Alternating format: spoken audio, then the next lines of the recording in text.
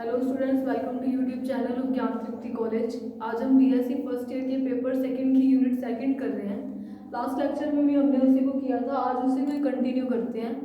वो जो टॉपिक था हमारा रिलेशन अमंग इलास्टिक कोफिशिएंट्स या कांस्टेंट्स, जो कि वाई के नीटा और सिग्मा के बीच में रिलेशन था। वो इम्पोर्टेंट टॉपिक है, एग्जाम में आने के चांसेस भी हैं और वो टॉपिक कंप्लीट भी हो चुका था कल। और उनके डायरेक्ट रिजल्ट भी याद रखना, क्योंकि वो डायरेक्ट भी आ सकता है, वरना आपको टॉपिक को डिराइव करना पूरा आना चाहिए। ठीक है, तो उसके मैंने दोनों केसेस करवा दिए थे और जितने रिलेशन उसमें बन सकते थे वो सारे बना दिए। तो आज हम नेक्स्ट टॉपिक करते हैं, वो है टॉरिजन ऑफ अ सिलेंडर।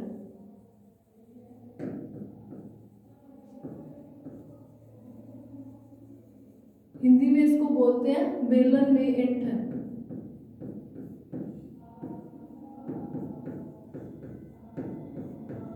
बेलन में ऐंठन का मतलब क्या होता है? अब अगर आप देखो कि ये है क्या, उसको मैं आपको थोड़ा सा समझाती हूँ। मान लो ये सिलेंडर का शेप है और ये कुछ इलास्टिक मटेरियल का बना हो, ठीक है। तो इसके इस वाले जो एंड है, इसको मैं टाइटली या फ्रीली इसको क्या है वो कर दूँ। तो देखो ये मान लो कोई सिलेंडर की तरह है, तो इसके इस वाले एंड को अगर मैं फिक्स कर दूँ और इसको यूँ हिलाऊँ, तो ऊपर वाले एंड पे तो कोई फर्क नहीं पड़ेगा, लेकिन नीचे वाला थोड़ा सा मुड़ जाएगा अगर वो इलास्टिक मटेरियल की तरह है। तो मतलब इलास्टिक का मतलब क्या है, ये आपको पता है कि उसको अगर हम डिफ्लेक्टिंग फोर्स लगाते हैं या कुछ ऐसा विरूपक बल लगाते हैं जिससे कि उसमें विकृति प्रोड्यूस हो, और जैसे ही विकृति प्रोड्यूस होती है तो बल हटाने पर फिर से उसी जो ऑब्जेक्ट थी उसे उसकी साम्य अवस्था में लाने के लिए एक प्रतिक्रियात्मक बल उत्पन्न होता है, जिसको क्या बोलते हैं, प्रत्यानयन बल। तो ऐसे मटेरियल इलास्टिक्स थे और ये प्रॉपर्टी क्या है, इलास्टिसिटी। तो इसमें देखो एंथन प्रोड्यूस कैसे होगी, तो मैंने अज्यूम कर लिया कि ये कोई एक सिलेंडर है।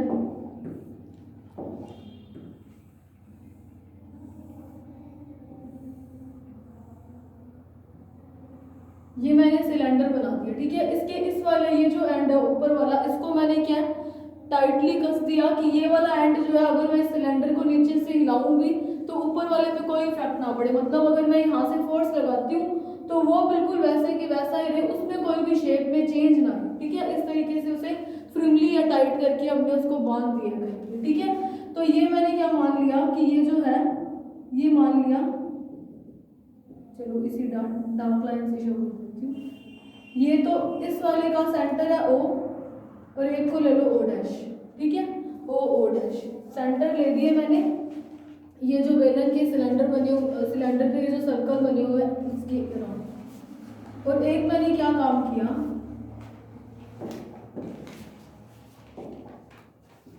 कि इसी के अलोंग क्या, इसी के परपेंडिकुलर जो O डैश जो था वो लाइन क्या है, जो सिलेंडर में जो सेंटर है सर्कल के उनको मिलाने वाली एक लाइन है O डैश, उसके पैरेलल या समांतर मैंने कोई एक और इसमें क्या है एक प्लेन ले दिया, उसको क्या बोल रहे हैं, तल ले लिया, अज्यूम किया वो क्या है AB, ठीक है। मैंने ये सिलेंडर पे, इसको आप ऐसे मान सकते हो कि O डैश तो जो है वो सिलेंडर के अंदर होगा, सेंटर है वो तो अंदर ही होगा, और AB क्या है, इसको आप मान सकते हो जैसे अंदर तो O है और इसकी सरफेस पे बाहर वाली पे मान लिया AB है, ठीक है, जो कि कैसा है O डैश के परपेंडिकुलर। तो मैंने क्या किया, इस O डैश से इस सिलेंडर को तो फ्रीली ऊपर वाले एंड को मैंने टाइट कर दिया। जैसे ही टाइट किया तो नीचे क्या मैंने कोई फोर्स अप्लाई करा। अब जैसे ही फोर्स अप्लाई करेंगे तो ये थोड़ा सा मुड़ जाएगा, हल्का सा इसमें ट्विस्ट आएगा। अब आपको अगर ध्यान है अपरूपण प्रत्यास्थता गुना, अपरूपण विकृति क्या है, तो आपको पता होगी कि वॉल्यूम चेंज ना हो लेकिन शेप चेंज हो। तो अगर मैं इसको यहाँ पे फोर्स लगा रही हूँ तो इसकी क्या शेप चेंज होगी, यानी कि इसमें एक चीज तो कंफर्म है कि अपरूपण विकृति या फिर शियरिंग स्ट्रेन जो है वो प्रोड्यूस होगा। तो शियरिंग स्ट्रेन क्या था, अगर आपने ध्यान दिया उस वाले टॉपिक में, तो वो क्या होता है कि ये जो होता है, एक सेकंड रुको, ये जो B है उसकी पोजीशन क्या है, थोड़ी सी चेंज हो जाए, यहाँ पे ये एंगल क्या हो जाएगा फाई। ये मैंने क्या शो करा है, अगर आपने शेयरिंग स्ट्रेन पढ़ा है तो उसमें भी क्या होता था कि कुछ ना कुछ चेंज आ जाता है। तो मैंने क्या देखा कि जैसे ही इसको हिलाया तो ये जो जैसे इसको मोड़ा तो ये जो B पॉइंट था वो किसी B डैश पोजीशन पे पहुंच चुका है। इसको मैं थोड़ा सा मतलब थोड़ा बड़ा बनाती हूँ ताकि ये इजीली विजिबल हो सके। एक सेकंड, ये मैं बड़ा इसलिए बना रही हूँ कि वो बी और वो वाले जो पॉइंट्स हैं वो इजीली आपको शो हो सके।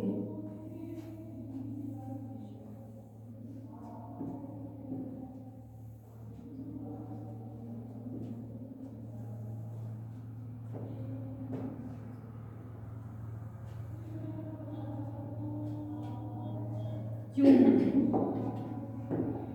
तो देखो ये क्या है, ए ओ डैश ओ बी। तो जैसे ही यहाँ पे फोर्स लगाया कोई, तो बी जो है वो किस पे शिफ्ट हो गया, बी डैश पे। यही था, इस तरीके की जो स्ट्रक्चर थी इस पे फोर्स लगा रहे थे, तो ये वाले पॉइंट क्या थोड़े से आगे शिफ्ट हो रहे थे। तो वैसे ही इसमें क्या है, अब ऊपर वाला ए एंड क्यों नहीं किया, एक को तो वैसे भी स्टेबल रखते थे और ए वैसे भी क्या है ऊपर वाले एंड से कनेक्टेड होने के कारण वो क्या है फिक्स है एक टाइप से। तो बी जो है वो बी डैश पे पहुंच गया। अब जब ऐसा होता है तो उसमें क्या है, कुछ ना कुछ स्ट्रेन प्रोड्यूस होता है जिसको अपरूपण विकृति बोलते हैं, और उसको मैंने हर बार फाइव से शो करा है। तो मैंने मान लिया कि जैसे ही इसको हिलाया तो इसमें फाइव जो है वो डिफ्लेक्ट प्रोड्यूस हुआ। अब ये यहाँ पे ये जो फाइव क्या है, ये किसको शो कर रहा है, अपरूपण विकृति को। अब देखो एक चेंज इसमें और आया, वो क्या आया, बी से क्या है बी डैश पोजीशन पे पहुंची। अब मैंने क्या माना हुआ है कि ये जो सिलेंडर है इसकी रेडियस पहले आर है, ठीक है, आर रेडियस वाला सिलेंडर है। अब बी जब बी डैश पे गया तो पहले ओ और बी जो थे पहले इस टाइप से थे, अब वो इस तरीके से कोई शिफ्ट हो गया, ओ बी और बी डैश। जब वो यूं शिफ्ट हुआ तो यहाँ पे भी कुछ ना कुछ चेंज आया, कुछ एंगल में चेंज आया, उसको मैंने लिख दिया थीटा। इसको मैंने नाम दे दिया थीटा एंगल। यहाँ पे लिख रही हूँ ये एंगल क्या है, थीटा। यहाँ पे मैंने शो कर दिया। अब ये जो एंगल थीटा है इसको ही बोलते हैं टॉरजन या फिर इंटर। अब ये देखो इंटर है क्या, बेसिकली अगर देखें तो एक टाइप से जो स्ट्रेन प्रोड्यूस हुई है, जो विकृति हुई है, उसी को क्या बोलते हैं, इंटर। तो ये जो थीटा है इसको क्या बोलते हैं, टॉरजन एंगल, इंटर कोण। हिंदी में इसको बोलते हैं इंटर कोण। फाई आपको पता है शीयरिंग स्ट्रेन था, अपरूपण विकृति, ठीक है। तो अगर मैं देखूं मैंने क्या अज्यूम किया, एक एल लेंथ का और आर रेडियस का कोई एक सिलेंडर है, और उस सिलेंडर में क्या है, एक सिरे को मैंने क्या कर दिया, फिक्स कर दिया किसी चीज से टाइटली बांधकर। तो दूसरे सिरे पे मैंने क्या है, और इस सिलेंडर में क्या है जो ओ डैश है उसके ही मैंने पैरेलल को एक प्लेन अज्यूम करा ए बी। अब जैसे ही उसको फिक्स करने के बाद यहाँ पे कोई फोर्स लगाया, तो जैसे ही फोर्स लगाएंगे तो ये नीचे से कुछ ना कुछ ट्विस्ट होगा, और वो ट्विस्ट होना ही एक टाइप से इंटर प्रोड्यूस होती है, उसका मुड़ जाना, ठीक है। तो जैसे ही ये मुड़ेगा तो अपरूपण विकृति प्रोड्यूस होगी, तो वहां से क्या बी जो है वो बी डैश पे पहुंच जाएगा, और इसके बीच में एक एंगल थीटा बनेगा जिसको क्या बोलते हैं, टॉरजन एंगल थीटा या फिर इंटर कोण। अगर इंटर देखें तो है बस बेसिकली यही है कि इसका यहाँ से थोड़ा सा मुड़ जाना, ट्विस्ट होना। अब जैसे ही इसमें मुड़ा, विकृति प्रोड्यूस हुई, तो इस विकृति का विरोध करने के लिए या फिर इस सिलेंडर को फिर से उसके इक्विलिब्रियम स्टेट या इनिशियल पोजीशन में लाने के लिए उसमें क्या होगा, रिस्टोरिंग फोर्स प्रोड्यूस होगा, प्रत्यानयन बल उत्पन्न होगा, ठीक है। तो ये सारी थ्योरी आपको ऐसे ही लिखनी है कि ए बी जो है वो कहाँ पे पहुंच जाएगा, ए बी डैश पे। अब हमने क्या अज्यूम किया, हमने अज्यूम कर लिया कि ये जो सिलेंडर है इसके अंदर बहुत सारे, ये सिलेंडर सॉलिड है लेकिन ये क्या है, बहुत सारे होलो सिलेंडर से मिलकर बना है, मतलब एक के अंदर बहुत सारे सिलेंडर्स, एक के अंदर एक के अंदर एक ऐसे रख करके एक पूरा एक ऐसा सॉलिड सिलेंडर बनाया हुआ है। इसकी रेडियस तो मैंने आर तक ली है। तो अगर ये सॉलिड सिलेंडर बहुत सारे सिलेंडर से मिलकर बना हुआ है, तो मान लिया कि उस सिलेंडर्स की रेडियस जो है वो 0 to r कुछ भी हो सकती है, यानी कि मैक्सिमम मैंने r लिया है, तो r से कम कितनी भी रेडियस के इसमें सिलेंडर हो सकते हैं, क्योंकि हमने ये अज्यूम किया कि ये एक सॉलिड सिलेंडर है और ये बहुत सारे होलो सिलेंडर या खोखले बेलनों से मिलकर बना हुआ है। तो देखो इस केस में क्या हुआ, मैं अगर ये जो चीज़ है इसको दिखाऊं, अगर आप देखो इसको अज्यूम करो कि कागज पे मान लो बना हुआ है, कैसे अज्यूम करो, देखो ये कोई सिलेंडर है, अब इसके अंदर क्या एक ऐसा ए बी प्लेन है। अगर आप ऐसे किसी रैपर को, किसी कागज को मोड़ते हो तो देखो क्या होता है इसमें, मैं एक सेकंड आपको बताती हूँ। जैसे मान लो ये कोई रैपर है, इसको मैंने ऐसा सिलेंडर बना दिया, ठीक है। तो देखो तो जैसे ही मैंने इससे यूं एक सिलेंडर बनाया तो इस सिलेंडर के अंदर जो है वो ओ डैश एक्सेस है, अंदर जो रेडियस अंदर होगी, और ये मैंने जो है इसको मान लिया ए बी। ठीक है, तो जैसे ही मैं इस सिलेंडर को इस ए बी से काटूंगी तो वो ये खुल जाएगा, और खुलेगा तो क्या बनेगा, रेक्टेंगल बन जाएगा, आयत बन जाएगा। अगर आप इसको घर पे देखना, पेपर को रोल करके आप ऐसा सिलेंड्रिकल शेप बनाना, और एक साइड को अगर आप कट करोगे ना तो वो कैसी शेप में बन जाएगा, आयताकार शेप में बन जाएगा। आपको थ्योरी में भी बिल्कुल ऐसा ही लिखना है कि ये जो सिलेंडर है उसको क्या है, अगर ए बी एक्सेस से कट करते हैं तो हमें क्या मिल जाएगा, एक कोई ना कोई हमें एक ऐसा आयत मिल जाएगा, रेक्टेंगुलर शेप मिल जाएगी, जिसको मैंने नाम दे दिया A B C D, A B C और डी। ठीक है, ऐसा मैंने कोई रेक्टेंगल लिख दिया। तो देखो अब क्या हुआ, अगर मैं इसमें लिखाऊं शियरिंग स्ट्रेन है तो देखो कैसे प्रोड्यूस होगी। हमने क्या देखा था, मैंने ये नीचे बी पॉइंट क्यों लिया, क्योंकि मैंने जो विकृति प्रोड्यूस कराई है वो बी से बी डैश तक कराई है, इसीलिए मैंने नीचे ले लिया। तो यहाँ पर अगर इसको फोर्स लगा के ट्विस्ट करते हैं तो क्या हो जाएगा, इसमें कुछ इस तरीके से प्रोड्यूस हो जाएगी, यानी कि बी जो है वो यहाँ पे चला जाएगा, सिमिलरली यहाँ पे कुछ ऐसी आ जाएगी। तो ये चीज़ आपको थ्योरी में लिखनी है कि जैसे इस सिलेंडर को ए बी प्लेन से कट करेंगे तो क्या होगा, इसमें जो प्रोड्यूस होगा शियरिंग स्ट्रेन तो वो कुछ ऐसा हो जाएगा। अब देखो ये जो है, ये ए बी जो है वो सिलेंडर के आउटर मोस्ट पे पार्ट पे शो कर रही है, ये लेंथ मैंने एल ले ली पूरी सिलेंडर की, एल से शो करती है। तो ये वाली जो लेंथ होगी वो कितनी होगी, देखो ये जो सर्कल मानूं, अगर मैं उस पेपर को खोलती हूँ तो वो जो सर्कल है इसकी सर्कमफेरेंस, इसकी परिधि को भी पूरा कवर करेगा, बिल्कुल करेगा, क्योंकि वो रोल जो था, जो मैंने पेपर पे रोल किया था वो क्या हो रहा था, उस सर्कल जैसे इसको काटूंगी तो ये लेंथ इस तरीके से खुल जाएगा पेपर एक टाइप से। तो जैसे ही खुलेगा तो जो लेंथ हो जाएगी वो क्या हो जाएगी, 2 पाई आर, या फिर इसको एक्स ले लो, एक्स ले लेते हैं क्योंकि आर मैंने रेडियस यूज कर दिया, एक्स ले दो आर ले दो, आपकी मर्जी है। ठीक है, अब एक्स चलो आर ले लेते हैं, अगर मैं पूरे की बात कर रही हूँ कि मैंने रेडियस क्या आर यूज किया, तो वो परिधि जो है, वो लेंथ जो है, परिधि है तो एक टाइप से लेंथ ही है ना, अगर आप इसकी यूनिट देखो तो वो मीटर में आ रही है, सर्कमफेरेंस। तो वो इस तरीके से मैंने शो कर दिया कि जो एडी है वो 2 पाई आर के इक्वल हो जाएगा। तो देखो अब मैंने क्या कहा था कि हमने क्या एज्यूम किया कि ये जो सिलेंडर है वो बहुत सारे होलो सिलेंडर से मिलकर बना हुआ है। तो मान लिया कि ये जो सिलेंडर है उसमें मैंने कोई दो ऐसे सिलेंडर इसमें एज्यूम कर लिए जिसकी रेडियस क्या है x and x plus D x. मैंने दो ऐसे क्या है एज्यूम करे हैं जिनकी रेडियस एक्स और एक्स प्लस डी एक्स है, अलग अलग रेडियस आएगी, अलग अलग ही इसमें विकृतियां प्रोड्यूस होगी, हर सिलेंडर के लिए अलग अलग होगी। तो देखो फिर क्या हो जाएगा उसमें, अगर मैं यहाँ पर ड्रॉ करूँ कुछ ऐसा बनेगा, मान लो ये मैं नीचे वाला पार्ट दिखा रही हूँ सिलेंडर का, सिर्फ ये वाला। ठीक है, तो यहाँ से यहाँ पे मैं क्या पॉइंट ले रही थी, ओ, एक की तो मैंने ले ली एक्स और एक मैंने क्या ले दिया एक्स प्लस डी एक्स, यानी कि ये जो डिस्टेंस हुई वो कितनी हुई D x.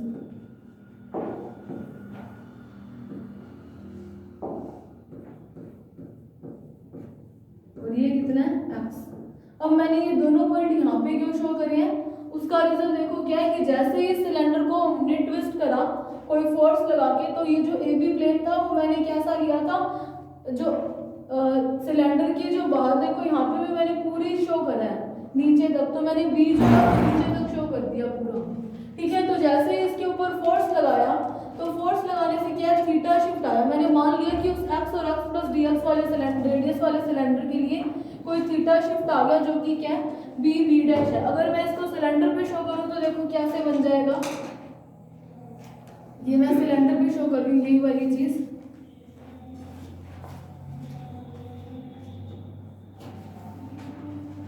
O dash O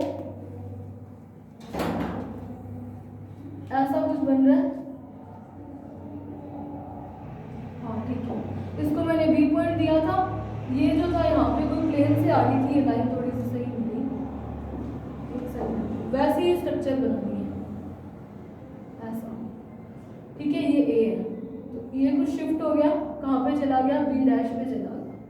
तो ये एंगल कितना है थीटा, मैंने मान लिया कि ये एंगल थीटा है और ये कितना है फाई, ये थीटा लिखा हुआ है, ये एंगल थीटा यहाँ लिख दिया और मैंने क्या अज्यूम किया, ये कैसा है, एक्स वाले का है, एक्स और डी एक्स का। इसी के अंदर ये एक और सिलेंडर होगा कोई, तो वो वाला भी इसमें बना देते हैं, जिसकी रेडियस क्या होगी, D x, sorry x plus D x. ये रहा, थोड़ा सा सही नहीं बना, ये कितना है, डी एक्स। इस तरीके से ये सिलेंडर पे शो हो जाएगा, एक्स और एक्स प्लस डी एक्स वाले रेडियस का। अब आप चाहो तो आप ये भी डायग्राम बना सकते हो, ठीक है। तो देखो इस केस में क्या हुआ, अगर आपने पढ़ा, हमने क्या अज्यूम कर लिया, अब एक्स और एक्स प्लस डी एक्स वाले क्या, उसके ऊपर जैसे ही फोर्स लगाया तो थीटा जो है वो टॉरजन एंगल प्रोड्यूस हुआ, और इसकी शेप जो है वो थोड़ी सी चेंज हो चुकी है, जो कि ऐसी हुई। तो अगर आपने ये पढ़ा हुआ है, एक फॉर्मूला होता है मेरे हिसाब से, तो आपने पढ़ा हुआ है, angle is equals to arc over में रेडियस, या फिर इसको हिंदी में क्या बोलते हैं, आर्क को हिंदी में बोलते हैं जीवा।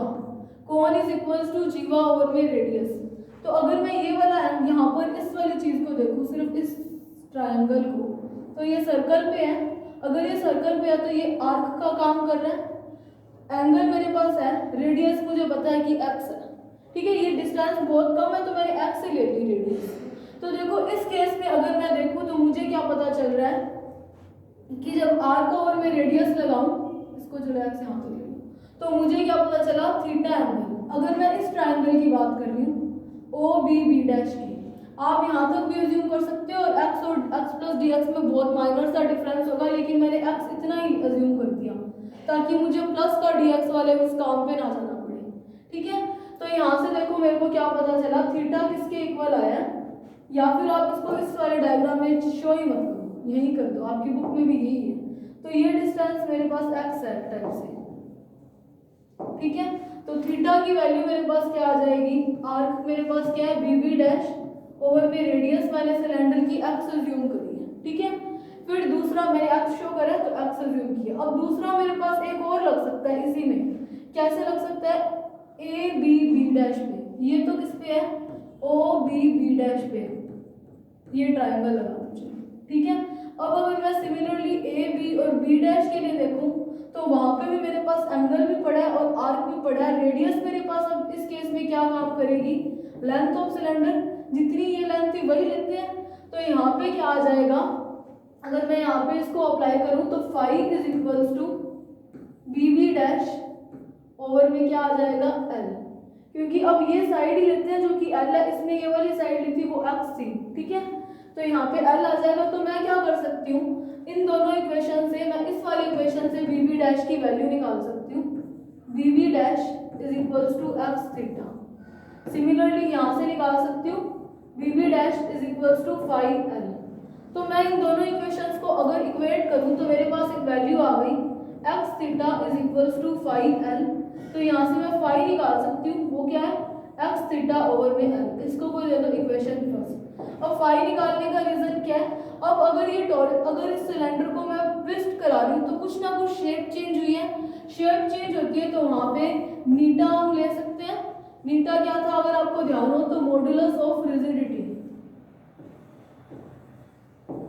अपरूपण प्रत्यास्थता गुणांक। तो नीटा की वैल्यू अगर आपको पता, आपने लास्ट वाले लेक्चर ढंग से देखे हैं, तो वो क्या था, अपरूपण प्रतिबल, जिसको मैंने एस लिख दिया, प्रतिबल स्ट्रेस एस से शो कर रही हूँ, ओवर में अपरूपण विकृति जो कि फाई ले रहे थे। तो इस ऐसा करने का रीजन क्या है, हम इसमें क्या निकाल रहे हैं, टॉरजन निकाल रहे हैं सिलेंडर की। तो वो किससे प्रोड्यूस हुई है, यहाँ पे जो हमने फोर्स अप्लाई करा है उससे। तो हमारा मेन मोटो क्या होगा, जो हमने फोर्स अप्लाई कराया उसकी वैल्यू फाइंड करना। अब मेरे पास अगर यहाँ से प्रतिबल निकाल सकते हो तो मुझे प्रतिबल पता है, फोर्स ओवर में एरिया होता है, तो वहां से मैं क्या कर सकती हूँ, इस सिलेंडर का फोर्स निकाल सकती हूँ। वही मेरा मेन पर्पस है इस वाले टॉपिक के लिए।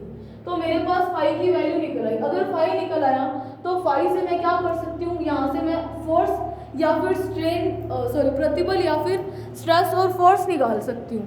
तो देखो क्या करेंगे, इसको इक्वेशन फर्स्ट दे दो। अब वी नो दैट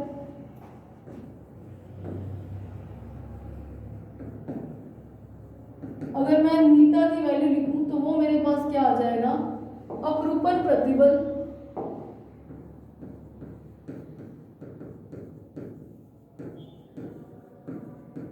ओवर में अपरूपण विकृति, जिसको मैंने फाई लिख दिया डायरेक्ट। तो मैं अपरूपण प्रतिबल को एस से शो कर दूँ, या आप यहाँ पे हिंदी में लिख देना अपरूपण प्रतिबल, तो वो एस क्या हो जाएगा, नीटा इंटू फाई। अब बाय इक्वेशन फर्स्ट से मेरे पास फाई की वैल्यू पड़ी है एक्स थीटा ओवर में एल, तो वो मैंने पुट कर दी, एस इज इक्वल्स टू नीटा एक्स थीटा ओवर में एल।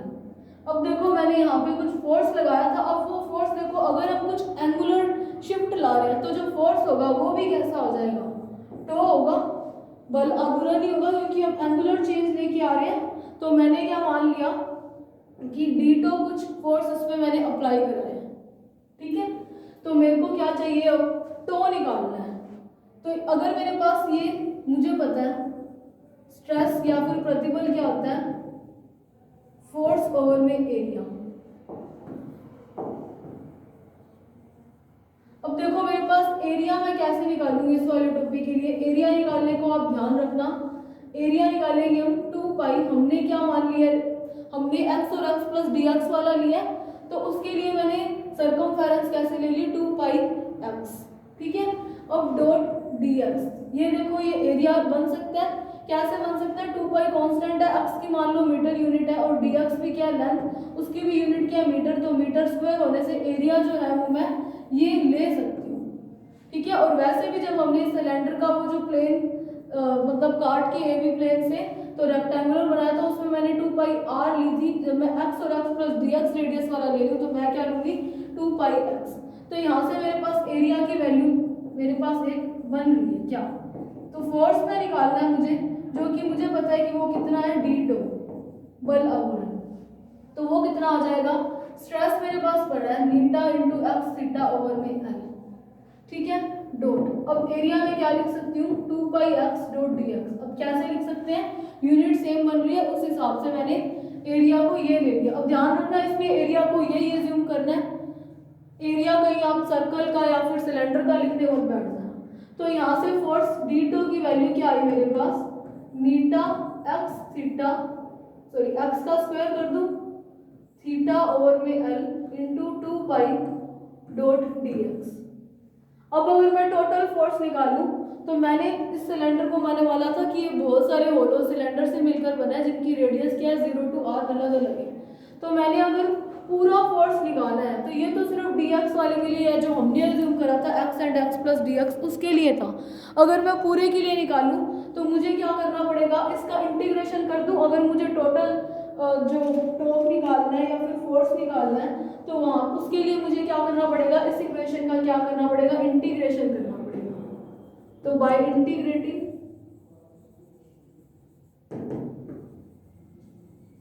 अबव इक्वेशन, तो इंटीग्रेशन करते हैं। अब टॉर्क कितना हो सकता है, 0 to टो, इतना ही लगा सकते हैं, या हमने फोर्स लगाया नहीं या फिर टॉर्क तक हमने फोर्स अप्लाई कर दिया, तो वो किसके इंटीग्रेशन के इक्वल हो जाएगा, 2 पाई नीटा एक्स स्क्वायर थीटा ओवर में एल डॉट डी एक्स। अब मैंने रेडियस कितनी अज्यूम करी सिलेंडर की, 0 to r, तो मैक्सिमम जितनी dx तो थी तो एक टाइप से रेडियस, तो मैक्सिमम रेडियस मैं 0 to r ले सकती हूँ। तो मैंने 0 से r तक क्या इस इक्वेशन का इंटीग्रेशन कर दिया।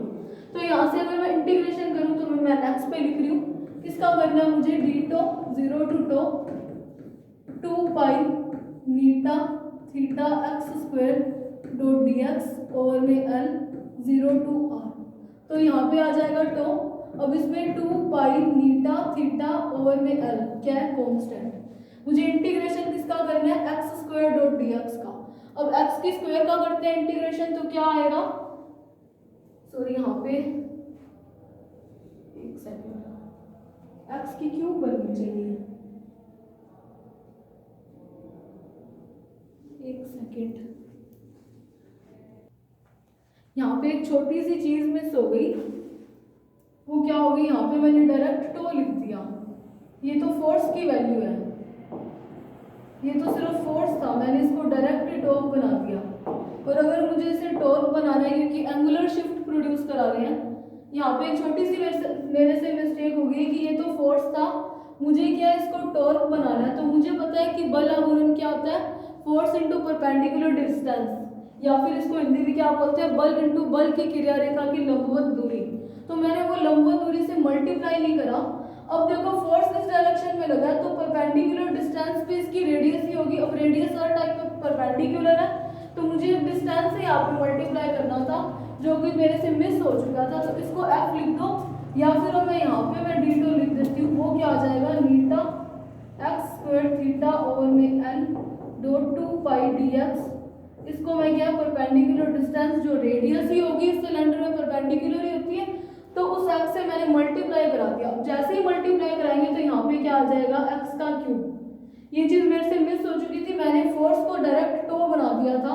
मैंने जो फोर्स अप्लाई करा था उसको मैंने डायरेक्ट क्या बोल दिया था कि वो क्या है, बल आघूर्ण है या फिर टॉर्क है। तो टॉर्क अगर फोर्स मेरे पास यहाँ से, तो मेरे पास सिंपल फोर्स निकल रहा है, तो अगर मुझे उस फोर्स को टॉर्क में कन्वर्ट करना है तो मुझे बल इंटू बल की क्रिया रेखा की लंबवत दूरी से मल्टीप्लाई करनी पड़ेगी।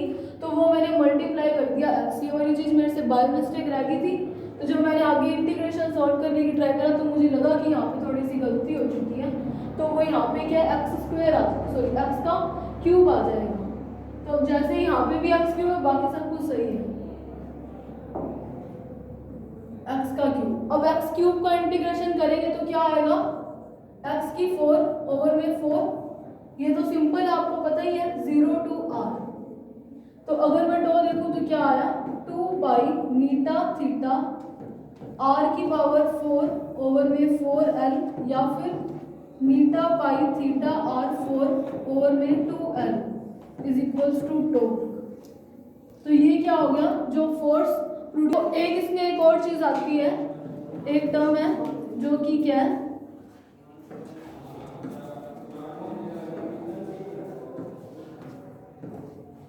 Torsion rigidity. Second, torsion rigidity को हिंदी में बोलते हैं मरोड़ी दृढ़ता। हिंदी में इसको बोलते हैं मरोड़ी दृढ़ता। इसको सी से शो करते हैं। एक इसमें टर्म आती है टॉर्जन रिजिडिटी, जिसको हिंदी में बोलते हैं मरोड़ी दृढ़ता, उसको सी से शो करते हैं। तो मरोड़ी दृढ़ता क्या होती है, सी की वैल्यू क्या होती है, टॉर्क ओवर में थीटा। यानी कि 1 डिग्री एंगल प्रोड्यूस कराने के लिए जितना सिलेंडर पर हम बल आघूर्ण अप्लाई कराते हैं, अब थीटा चेंज करा रहे हैं शिफ्ट, तो बल आघूर्ण की बात होगी, इसीलिए मैंने टॉर्क ओवर में थीटा दिया। तो यूनिट चेंज कराने के लिए या फिर 1 डिग्री की शिफ्ट लाने के लिए जितना फोर्स हमने अप्लाई करा उसको क्या बोलते हैं, टॉर्जन रिजिडिटी, जिसको शो करते हैं सी से। तो अगर मैं इस इक्वेशन से टॉर्जन रिजिडिटी की वैल्यू निकालूं सी, तो वो क्या हो जाएगी, पाई नीटा आर की पावर 4 ओवर में एल 2l। तो अगर आपके पास टॉर्जन ऑफ सिलेंडर आता है तो आपको ये सी तक वैल्यू निकाल के आनी है। अगर आप यहाँ तक करते हो तो भी ठीक है, बस इसमें ये वाली मिस्टेक मत कर देना, यहाँ पे डायरेक्ट इसको टो मत मान लेना, यहाँ पे परपेंडिकुलर डिस्टेंस का मल्टीप्लाई होने के बाद इसको टॉर्क बनाना। तो यहाँ से मेरे पास क्या, टॉर्जन ऑफ रिजिडिटी आ जाएगी। तो अगर आपके पास ये टॉपिक आता है तो यहाँ तक करो तब भी सफिशिएंट है। अगर इसका वर्क डन निकालना हो कि हमने टॉर्जन प्रोड्यूस कराने के लिए कितना वर्क करा, तो मुझे पता है कि फोर्स क्या, वर्क क्या होता है, एफ डॉट डी एक्स होता है। अब यहाँ पे वो डी एक्स क्या था, शिफ्ट था। अब यहाँ पे हम क्या करा रहे हैं, फोर्स दूसरा लगा रहे हैं, टो लगा रहे हैं। तो डॉट उससे चेंज कितना आया, डी थीटा यानी कि एंगल ही शिफ्ट हो रहा है, तो वहां से मैं वर्क डन निकाल सकती हूँ। तो अगर मैं वर्क डन देखूँ डब्ल्यू, तो वो क्या आ जाएगा, अगर मैं टोटल निकालूँ तो इसका इंटीग्रेशन हो जाएगा। तो यहाँ से मेरे पास डब्ल्यू की क्या वैल्यू आ जाएगी, टॉर्क की वैल्यू पुट कर देते हैं, नीटा पाई थीटा आर की पावर 4 ओवर में 2l डॉट डी थीटा का इंटीग्रेशन। यहाँ पे ये वाला मत करो।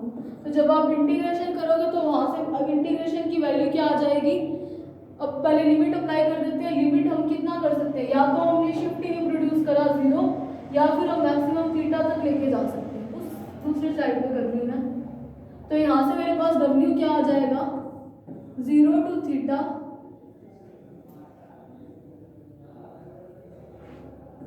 नीटा पाई आर की power 4 theta D theta over में 2l, यही आएगा। अब अगर मैं ये इंटीग्रेशन करती हूँ तो थीटा का क्या आ जाएगा, थीटा स्क्वायर ओवर में 2, और लिमिट अप्लाई कराएंगे 0 टू थीटा, तब भी क्या आ जाएगा, देखो कैसे, नीटा पाई आर की पावर 4 ओवर में 2l क्या है, कॉन्स्टेंट। इंटीग्रेशन करते हैं थीटा का तो आएगा थीटा स्क्वायर ओवर में 2, 0 टू थीटा तक लिमिट अप्लाई कराते हैं तो क्या आ जाएगा, नीटा पाई आर की पावर 4 ओवर में 2l की जगह ये क्या हो जाएगा 4, 2 इंटू 2 4 थीटा स्क्वायर। ये हो गया वर्क डन। अब मेरे पास एक इक्वेशन पड़ी है, सी की मेरे पास एक वैल्यू है, वो क्या है, नीटा पाई आर की पावर 4 ओवर में 2 है। अगर मैं यहाँ पे पुट करूँ तो नीटा पाई आर की पावर 4 ओवर में एल इंटू 2 यानी कि 2l था, यहाँ पे 2 लिख देती हूँ, मल्टीप्लाई में इधर 2 पड़ा है। ये किसकी वैल्यू है, सी की, ठीक है, टॉरसन रिजिडिटी यानी कि पर एक डिग्री शिफ्ट लाने के लिए जितना फोर्स लगाया वो। तो यहाँ से अगर मैं W देखूँ तो वो क्या आ जाएगा, सी थीटा स्क्वायर ओवर में 2। अगर आप ये वाला वर्क डन तक नहीं करके आते हो तो भी कोई प्रॉब्लम नहीं है, बस आप वो टो निकाल दो, क्योंकि मेन इसमें जो हमें फाइंड करना है वो जो फोर्स अप्लाई करा जिससे टॉरसन प्रोड्यूस हुआ वही फाइंड करना जरूरी था। अब वो टॉरसन कैसे प्रोड्यूस हुआ ये तो बेसिक सी बात है, ये तो आपको पता है कि जब आपने सिलेंडर के ये वाले एंड पे कोई फोर्स लगाया उसी टाइम क्या इसमें टॉरसन प्रोड्यूस हुआ था। तो हमारा जो मेन काम था, टॉरसन है क्या, बेलन का यूं मुड़ना, सिलेंडर का मुड़ना, तो वही निकालना था। तो अगर आपने यहाँ तक करा टॉपिक और ये सी की वैल्यू फाइंड करी है तब भी बहुत है। अगर आपने वर्क करना है तो वो आपकी मर्जी है, ये एक्स्ट्रा में है वर्क वाला टॉपिक, वर्क वाला इसमें जो पार्ट है, यहाँ तक भी एग्जाम में करते हो तो भी सफिशिएंट है, ठीक है। तो ये था हमारा टॉरसन ऑफ सिलेंडर। इसमें ध्यान रखना कि ये रेक्टेंगल कैसे बना था, कि हमने जैसे वो पेपर पे आप करके देखना घर पे, उस पेपर को कट करोगे तो वो अपने आप जब वो खुलेगा तो रेक्टेंगल ही बनेगा। और ये 2πr कैसे बनी थी, जैसे ही पेपर को खोला तो इसकी सर्कमफेरेंस जो इसकी लेंथ थी परिधि वही आ रही थी, तो वहाँ से ये 2πr और लेंथ l निकली थी। तो टॉरसन इन सिलेंडर हमारा टॉपिक हुआ कंप्लीट। तो नेक्स्ट वाले लेक्चर में हम बेंडिंग मोमेंट करेंगे। तो आज के लिए इतना ही, थैंक यू वेरी मच।